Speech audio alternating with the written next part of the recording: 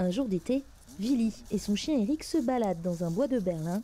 Une promenade paisible interrompue brutalement par un sanglier. J'ai entendu un bruit derrière moi et puis j'ai vu mon chien s'envoler. Et 2 secondes plus tard, c'était mon tour. Il m'a chargé sur la cuisse gauche.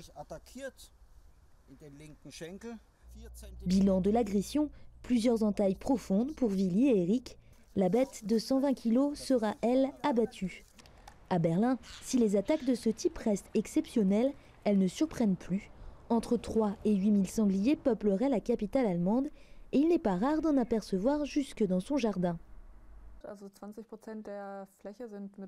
Berlin est recouvert à 20% de forêt. Il y a beaucoup de parcs et d'arbres dans les rues. Les animaux y trouvent de la nourriture et des cachettes. Les spécialistes berlinois parlent désormais de sangliers urbanisés, peu effrayés par l'homme ou les voitures. Résultat, des espaces verts saccagés et des habitants paniqués que Catherine Koch tente de rassurer.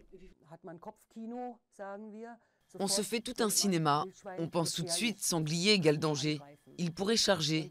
Nous, on essaye d'expliquer aux gens qu'il faut rester calme.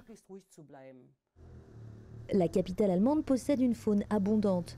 Outre les sangliers, elle est également un repère à renards qui se promènent parfois jusque dans les jardins de la chancellerie.